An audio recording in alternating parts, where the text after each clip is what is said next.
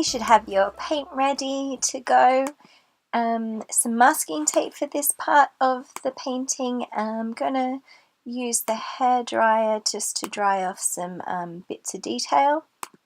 I'm going to mostly use my 0 and 1 paintbrushes for this part, which is painting the dragonflies. So fill up your water.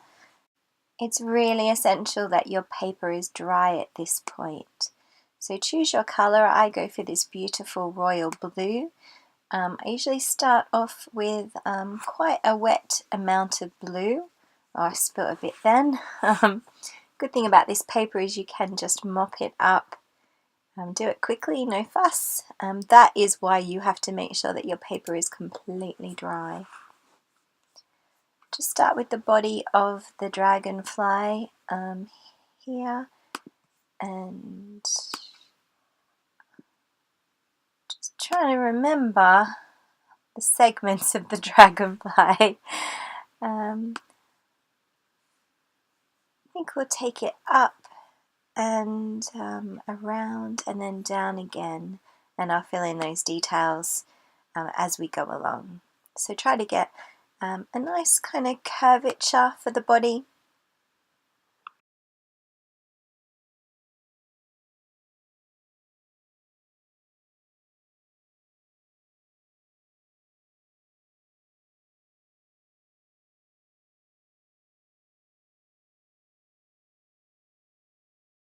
You can really decide here yourself how many circles you're going to use and what kind of variants of water and paint that you're going to make.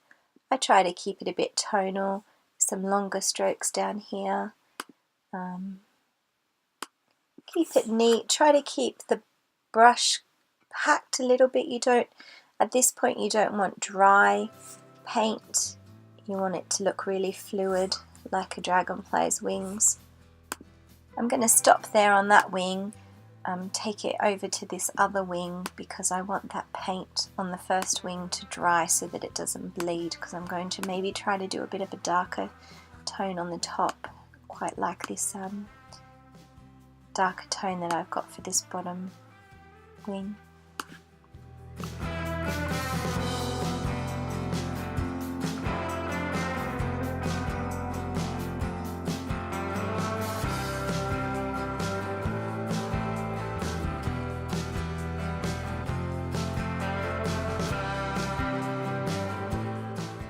You want to make the next dragonfly up slightly on a diagonal, and I'm going to make it so that this dragonfly is a little bit further away but not too far away. I'm going to make the wings quite transparent, so I'm going over this cloud here.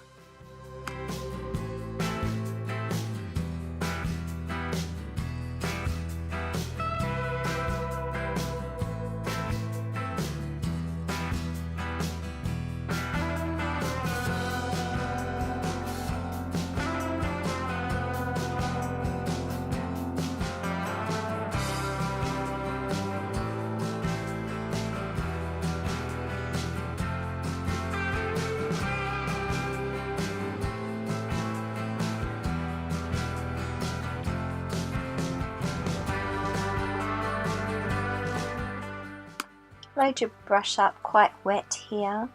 I want to get rid of a little bit of the pink or the violet from behind on the clouds, and just show a little bit of transparency through the wings. Keep the brush strokes nice and even, and also try to really take your time. A nice curve around there helps with the movement of the dragonfly's wings.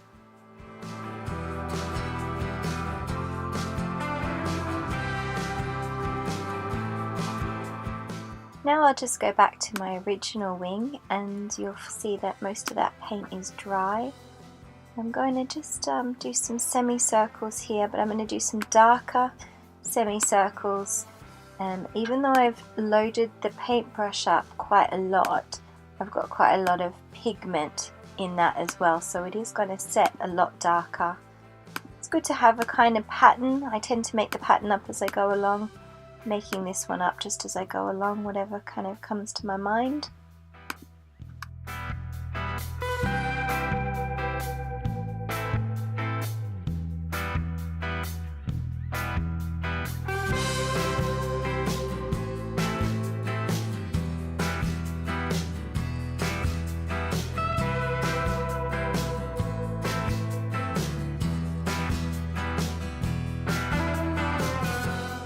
Head back to your second dragonfly, take your wing just up and don't make it as big as the wing that is at the front, because it adds a little bit of dimension to the flying.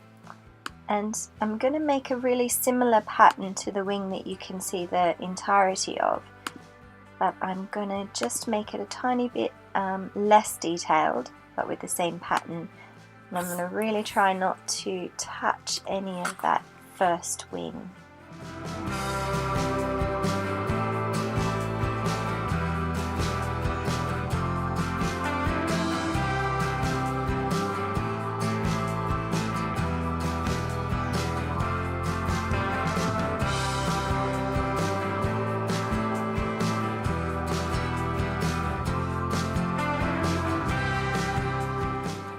These dragonflies really have to dry before you go on to the next element, which is adding in your narrowboat.